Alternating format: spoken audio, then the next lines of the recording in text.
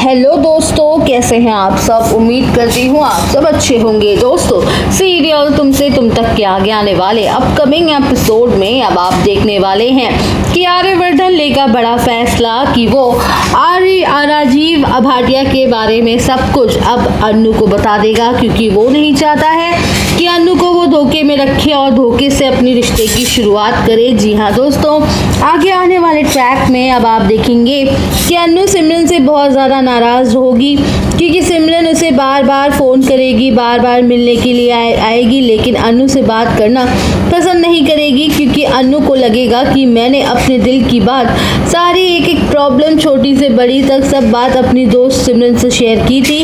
लेकिन जब सिमरन की लाइफ में कोई आया, कुछ भी नया हुआ है, सिमरन ने मुझे बताना तक ज़रूरी नहीं समझा, उल्टा मुझसे झूठ बोल रही है, मुझसे छुपाने की कोशिश कर रही है और बात को घुमा रही है।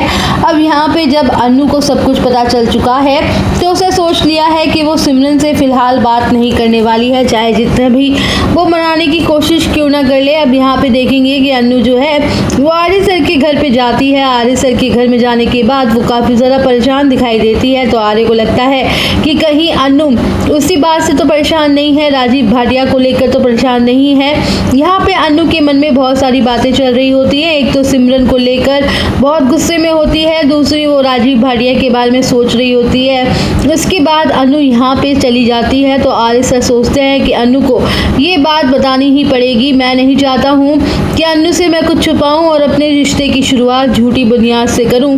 तो यहाँ पे देखेंगे कि अन्नू यहाँ पे बैठ के खाना खा रही होती है कि तभी अचानक से जालंधर का एक फ़ोन आता है अन्नू के पास और वो बोलता है कि तुम्हें राजीव भाटिया के बारे में जानना है ना, तो जाओ आर्य के कमरे में जाकर उसकी अलमारी में तुम्हें एक बहुत ही इम्पोर्टेंट डॉक्यूमेंट मिलेगा, तुम उसको देखना।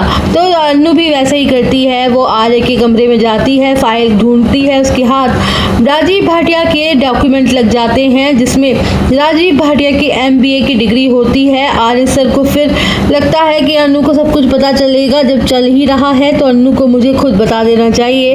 झेंडे यहाँ पे उन्हें रोकता है, आर्य को कहता है कि तुम क्या करने जा रहे हो, तुम ये सब नहीं बता सकते हो अन्नू को। तो यहाँ पे आर्य कहता है कि नहीं, मैं अन्नू को कुछ नहीं छुपाऊंगा और मैं अंधेरे में नहीं रखना चाहता हूँ, इस तरीके से मैं अन्नू को धोखा नहीं दूंगा।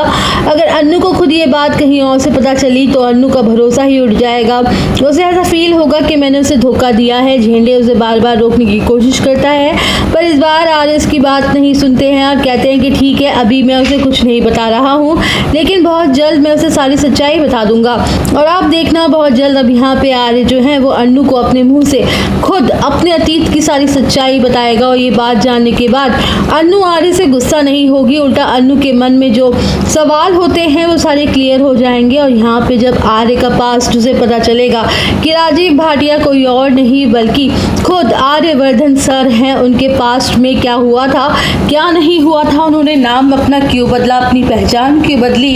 अन्नू यहाँ पे आर्य सर के बारे में काफ़ी ज़्यादा इमोशनल हो जाएगी, उसे काफ़ी ज़्यादा बुरा लगेगा कि आर्य सर से इतनी गुस्सा नहीं है, क्योंकि उल्टा वो आर्य सर पे और भी बुरा लगता है कि आर्य सर का अतीत कितना बुरा रहा है, कितना ख़राब रहा है, उन्होंने कितनी ख़राब परिस्थितियाँ देखी हैं, उनका पास्ट बहुत ज़्यादा डिफ़िकल्ट रहा है।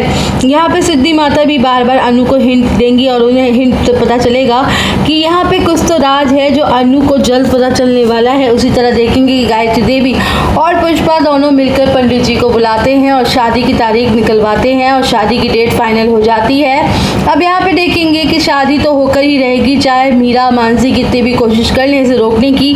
सारी तैयारियां शुरू हो चुकी हैं। इस बार अन्नू और आर्य की शादी तो 110% होने वाली है दोस्तों, जो कुछ भी होने वाला है काफ़ी ज़्यादा मज़ेदार। तो आप सब बने रहिएगा हमारे साथ।